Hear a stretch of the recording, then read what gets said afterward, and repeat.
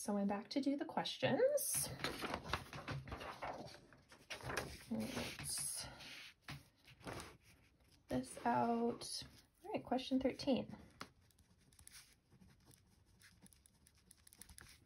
So which one of the following could be an accurate list of the discoverers of the 5 sites listed in the order in which the sites are visited?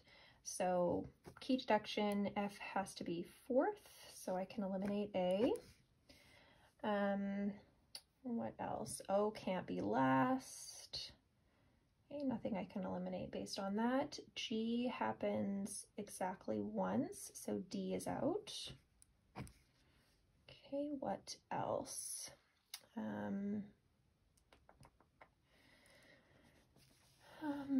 Okay, so yeah, what else can I do here?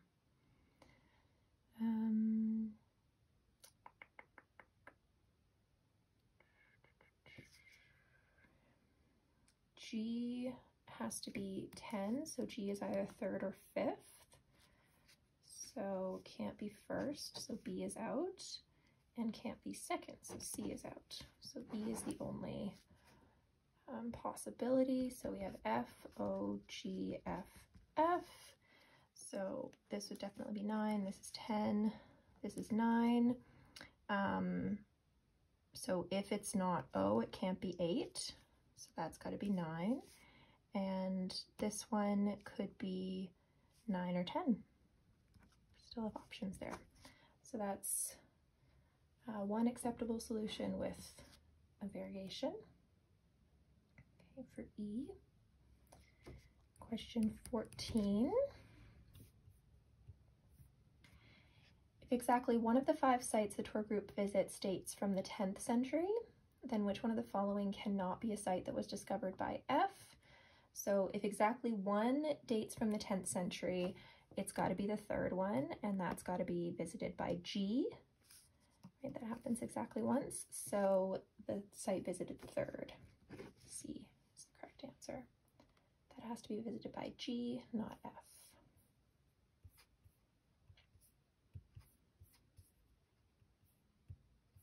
Next question. Which one of the following could be a site that dates from the 8th century? The first one. It's the only one that could be visited 8th. So the site visited first. Sorry, not visited 8th, but from the 8th century. Okay.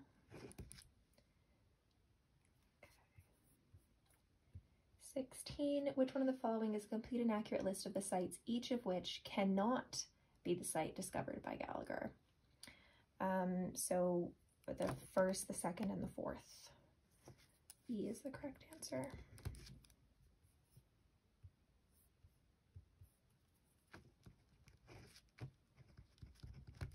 Question 17. The tour group could visit at most how many sites that were discovered by F? Well, at least 3. We know is possible, right? We know G has to visit 1, so it can't be 5.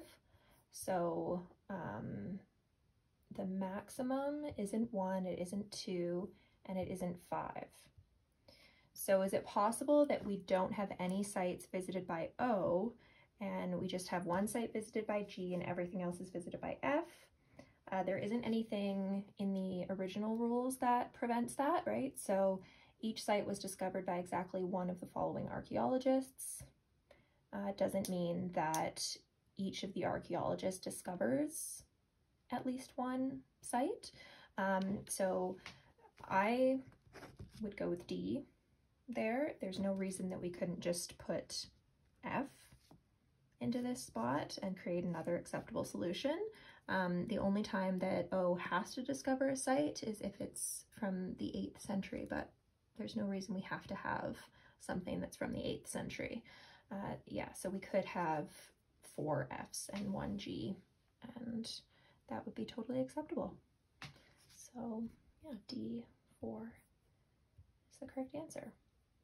So the questions can go pretty quickly if you have made all those deductions up front. There's quite a bit going on in this game. We have ordering, and then we have two subsets, two groups of different types of players.